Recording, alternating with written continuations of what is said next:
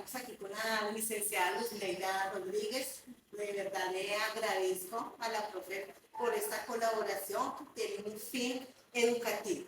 La idea es hacer una entrevista con el objetivo principal de reconocer esas características de la práctica educativa para obtener en un futuro una investigación frente a esos modelos que nosotros utilizamos, ya sean tradicionales o contemporáneos. Esa es la idea principal de nuestra entrevista. Y de nuevo, muchas gracias, profe, por colaborar. Bueno, para iniciar, profe Luzleida, cuéntanos sobre tu experiencia, cuál es tu fuerte en el área de conocimiento. Muy buenos días. Bueno, yo soy licenciada en Ciencias Religiosas, Ética, también oriento filosofía, enamorada de mi vocación. Tengo 22 años de experiencia en el campo docente y me llena de satisfacción poder poner al servicio de muchos jóvenes mis conocimientos. ¿Tu experiencia estaba más determinada hacia bachillerato o primaria? Parece que más te orientas más. Siempre he estado en bachillerato. Inclusive ahorita pues estoy solamente con el grado quinto, de resto con todo el bachillerato, menos el grado 11, que este año no me lo dejaron, pero me llena de satisfacción trabajar con chicos, con jóvenes, con adolescentes. Sí. ¿Qué te llevó a involucrarte a ese campo de la educación? Me llevó un testimonio de vida a nivel familiar. Esto hizo que me enamorara de las cosas de Dios. Esto hizo que me profundizara en el tema del conocimiento acerca del cambio radical que una persona debe tener para poder llegar al conocimiento de Dios.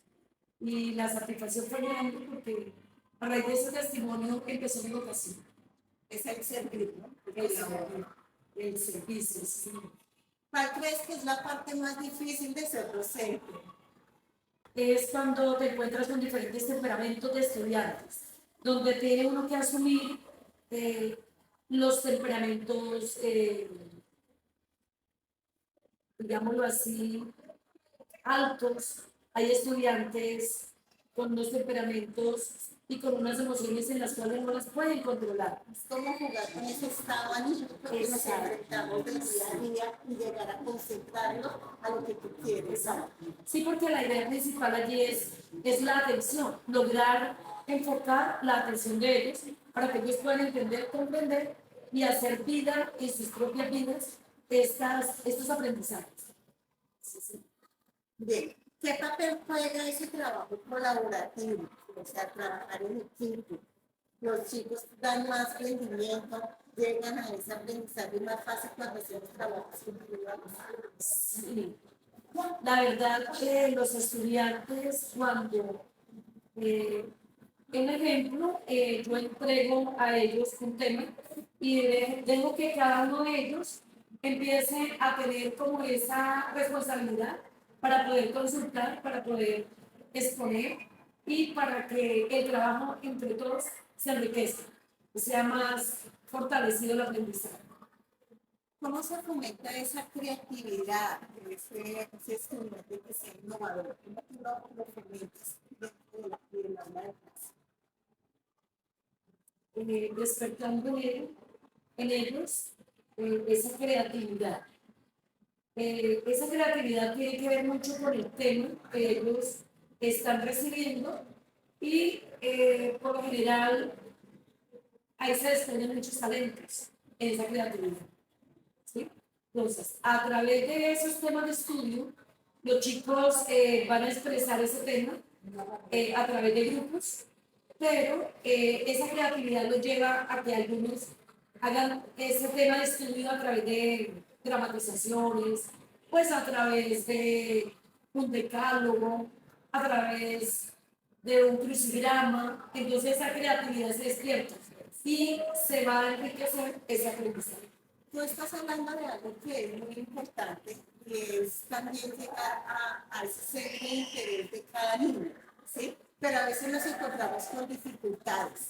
¿no? Encontramos niños que tienen problemas cognitivos o el chico no tiene ese interés. ¿Cómo manejas esa parte? Cuando se va a dar la clase y cuando uno ya llega a enfocar ese tema, puede uno visualizar en los estudiantes la atención o la distracción. Hay unos que son muy enfocados y centrados en ese tema, en escuchar, en atender, en participar. Mientras que ahí es cuando uno se da cuenta que hay estudiantes con barreras de aprendizaje, porque hay niños distraídos, mientras que el docente, la docente explica, el niño está distraído hablando con un compañero, está comiendo, está pensando en otras cosas que hacen que nosotros podamos descubrir esa dificultad que presentan los estudiantes que no pueden concentrarse. Entonces es allí cuando empieza uno con ese, pues, con ese proceso De buscar herramientas. que le llamen la atención pura a ese espacio. Exactamente. O sea que de cierta manera hay que generar un trabajos específicos para ellos. Para los chicos que tienen como esas barreras de aprendizaje. Ahí hay muchas inteligencias múltiples que pueden fortalecer el aprendizaje de estos niños con barreras. Uno se enfoca más por el dibujo, otro por esa fluidez verbal, a pesar de su dificultad.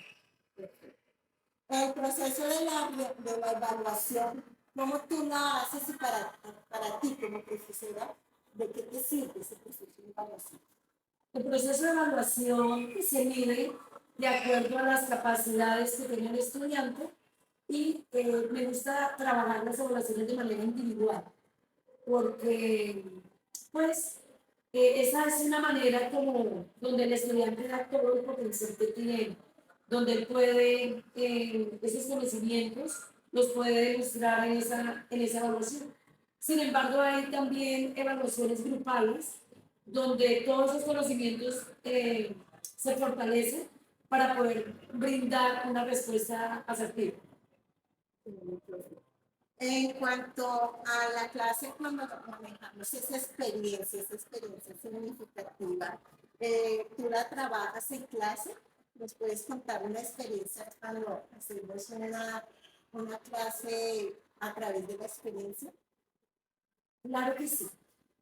Las clases de ética son clases enfocadas en la vida diaria. Entonces, yo quiero llegar, o sea, quiero que los estudiantes se centren y pongan mucha atención porque es que la ética y lo que es la religión y la ética no es para, digo siempre así, llenar un cuaderno de conocimientos, sino que es para su vida, para la propia vida de ellos. Y esto yo lo hago a través de testimonios de vida.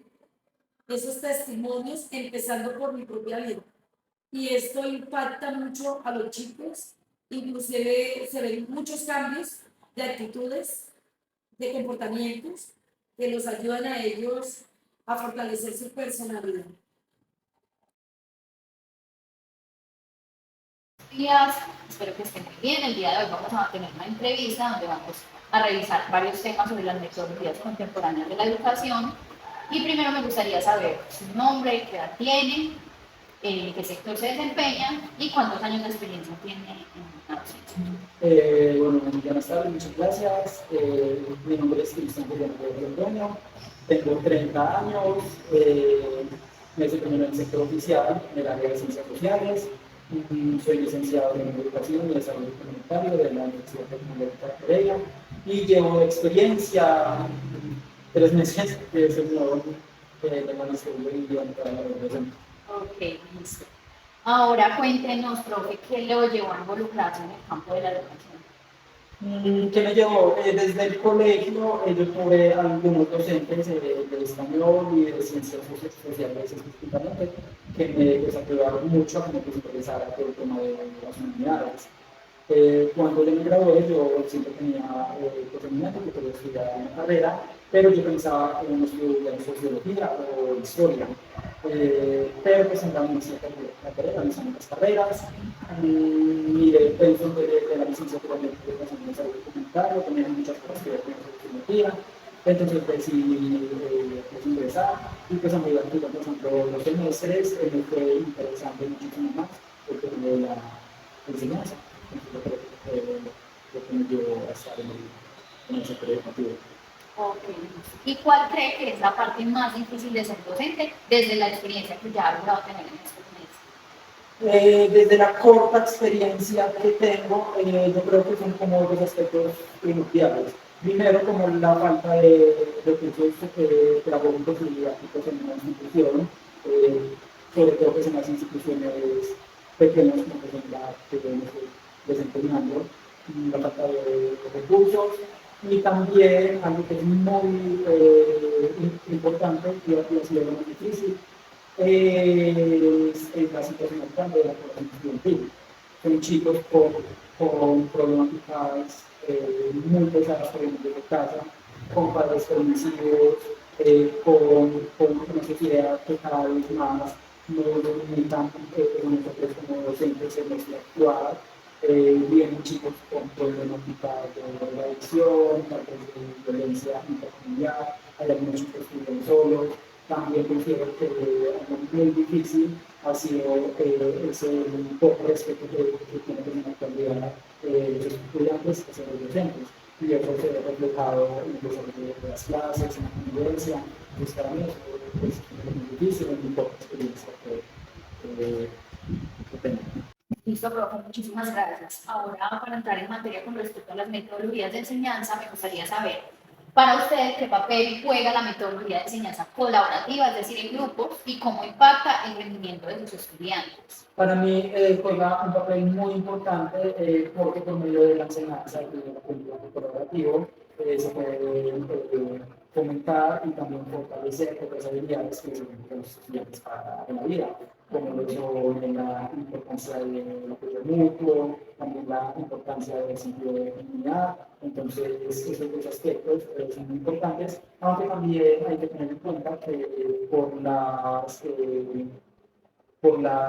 pues, exigencias de cada grupo, no con todos se puede trabajar esa metodología, porque hay grupos que de verdad sí son muy pesados, pues hay grupos que sí tienen muchas problemáticas y que tal vez sí es importante pues inculcarles y pues, desarrollar pues, en ellos esas habilidades, pero uno se ve un poco más limitado en utilizar esa metodología, porque simplemente en la clase no se puede desarrollar de forma amena.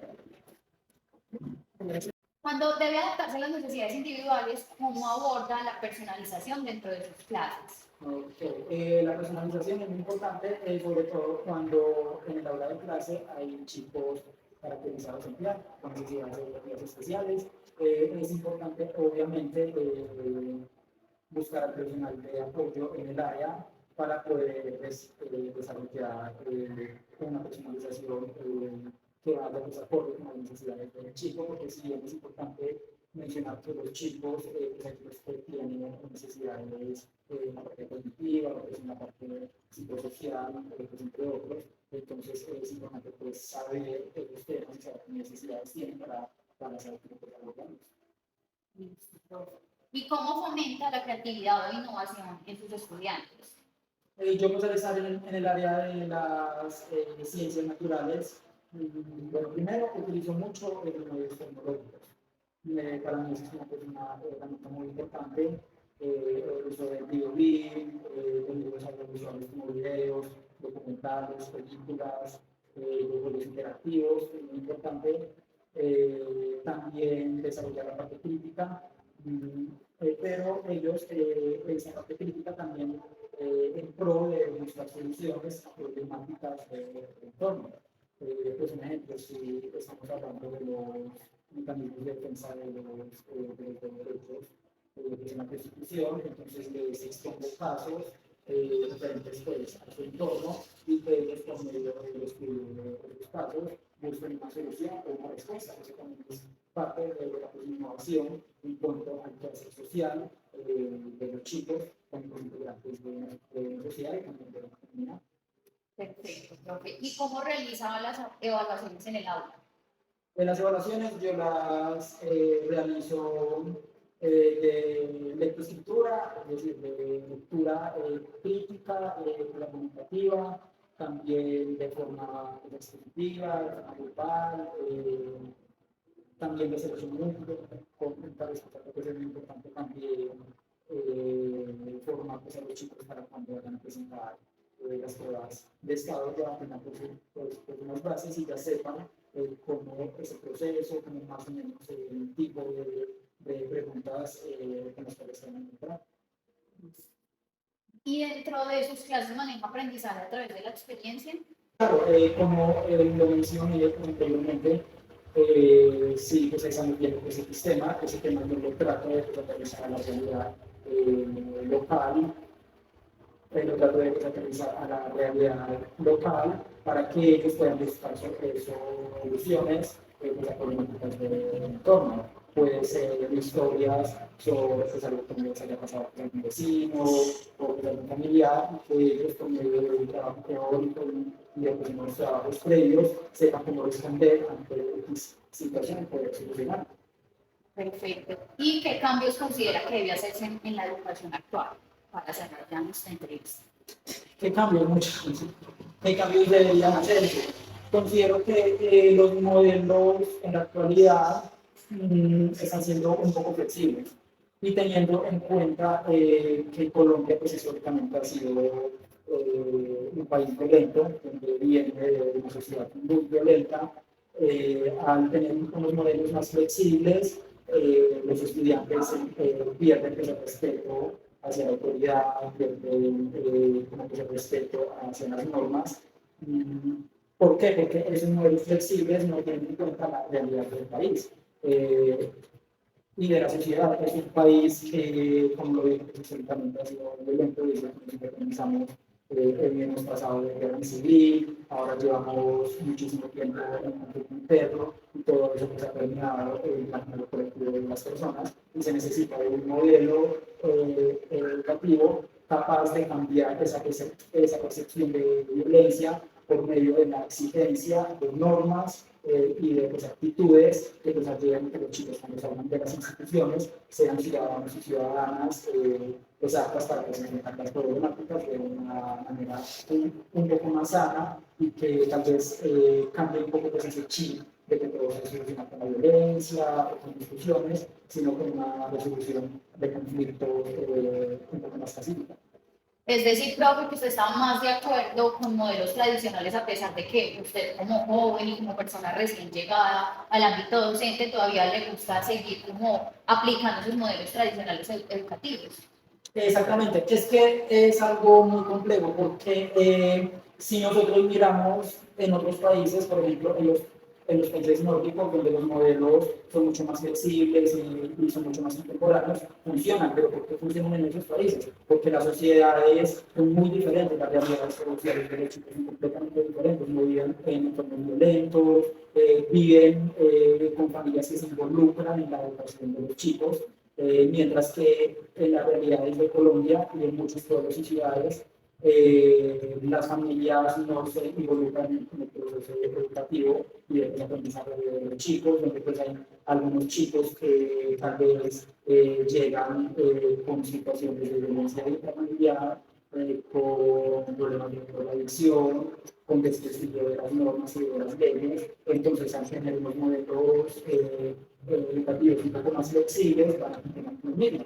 Mientras que si se tiene un modelo pues, tal vez un poco más tradicional en cuanto a la exigencia de la convivencia y de las normas, pero tal vez un poco, pero también sí seríamos un poco más contemporáneos en cuanto a la forma de enseñar. Profe, le agradezco muchísimo por atendernos la entrevista. Muchas gracias. Estamos con una de las docentes de la institución educativa Incol Ballet. Profe, por favor, cuéntenos cuál es su nombre, su edad, el sector donde se desempeña, qué grado, cuántos años de experiencia tiene en docencia y qué estudios realiza.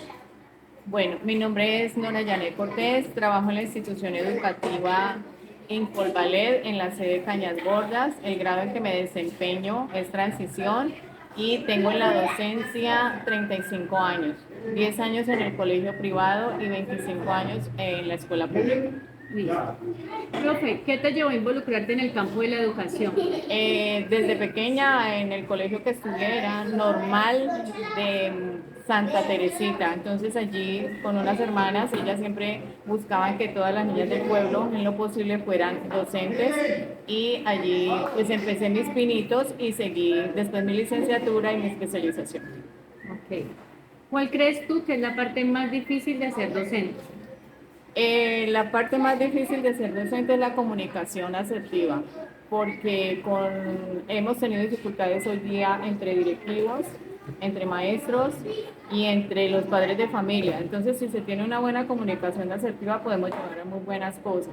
Para mí en este momentico es eso. También en las escuelas públicas, especialmente la parte de las cosas físicas que cuentan con muy poca dotación, que cuentan con muchas falencias. Para mí eso ha sido difícil estos años. Bueno, gracias, profe. Ahora, en cuanto a tu metodología en clase, ¿qué papel juega la metodología de trabajo en grupo o enseñanza colaborativa y cómo impacta el rendimiento de sus estudiantes? En la enseñanza colaborativa, pues es de las mejores, porque cuando nosotros tenemos en un grupo, en un grado un niño un poquito más avanzado, ese niño no le ayuda a los otros niños. Entonces lo hacemos de manera colaborativa. Inclusive el niño que decimos que va un poquito atrasadito, él también da sus aportes en esas partes de colaboración, de ayuda. Entonces allí creo que es de lo mejor que se puede tener en un grupo, o sea, que se lleven entre pares, o sea, que todos los niños se colaboren y se ayuden. Gracias. Cuando tiene que adaptarse a una necesidad individual de algún estudiante, ¿cómo aborda la personalización dentro de su clase? El niño no se puede aislar, o sea, él se trabaja dentro del contexto del grupo. Todos, la maestra conoce las dificultades que tiene el niño, ¿sí? Entre su grupo de trabajo se le va ayudando a él, o sea, me le acerco, le voy diciendo y le voy preguntando cómo va, qué necesita, cómo se tiene que desempeñar, qué requiere para terminar. Y si requiere y se necesita, se mandan trabajitos de apoyo en casa. Eso es lo que hacemos. Gracias, profe. ¿Cómo fomenta la creatividad o innovación en sus estudiantes? Bueno, la creatividad es todo el tiempo, ¿no? Porque esta escuela es artística, entonces todo el tiempo se les está preguntando a ellos cómo sería mejor que se puedan hacer las cosas. En un cuento, ¿cómo podría ser mejor el final? ¿Qué haríamos si cambiáramos esto? ¿Qué podría ser mejor para ayudar a transformar estas otras cosas de la escuela, del ambiente, de las carteleras, en fin? O sea, cada momento, y más porque es artístico, se promociona mucho eso de la creatividad en los niños. ¿Cómo realizan la evaluación? La evaluación, más que todo en el grado de transición, es constante y de mucha observación, porque el niño tiene que ir avanzando en sus procesos, entonces solamente se ve es a través de la observación. Un niño puede exponer, un niño puede hablar, un niño puede decir cuántas cosas puede hacer, ¿sí? Dentro de las actividades que vamos haciendo, entonces todo eso es observación. Y también hay niños que no tienen las mismas habilidades que otros, entonces allí es donde uno se va dando cuenta cuáles van surgiendo y cuáles se nos van quedando dentro del grupo. Listo. Una última pregunta en cuanto a metodología. Dentro de sus clases maneja aprendizaje a través de la experiencia. ¿Tiene alguna que nos pueda compartir? Pues yo creo que todos los aprendizajes se dan es a través de la experiencia. Uno de la experiencia de los niños, que es la más importante, o sea, saber como sus saberes previos. Uno llega a un tema y les pregunta qué saben de eso, ¿sí? No directamente, sino como en el juego, en la actividad que uno va realizando. Por ejemplo, digamos el cuerpo. ¿Qué sabes del cuerpo? ¿Cómo se llaman estas partes del cuerpo? ¿Cómo se podemos utilizar? ¿Cómo son sus cuidados? Entonces, con los saberes que ellos tengan previos, es que uno va trabajando y va formando como su aprendizaje y su proyecto. Si algún niño tiene más necesidad, por ejemplo, de decir, profe, los sentidos, o profe, porque yo por el oído siento un pito de tal manera, y porque a ciertas horas, o porque cuando yo no puedo respirar me asusto. Entonces, como que uno va cogiendo esos temas, digámoslo así, y va haciendo un proyecto, va haciendo una secuencia de datos que les va ayudando en lo que ellos necesiten y de acuerdo a las experiencias previas que tenga el niño, sobre todo. Profe, muchísimas gracias. Una última pregunta. ¿Qué cambio consideras que debe hacerse en la educación actual? Bueno, cambios han habido mucho. O sea, yo llevo en esta educación muchos años, cada vez nos han, particularmente con lo del maestro, nos han cambiado de nombre las cosas. Primero era un currículo con objetivos, con había que escribir la metodología, las tareas. Después cambia todo eso a otras palabras y ya vamos en dimensiones, ya vamos cambiando de dimensiones, que era el grado transición, pasamos en el 2017, o sea, pasaron muchísimos años, casi desde el 80 al 90, al 2017 cambiamos a pilares de la educación, a dimensiones, a las competencias.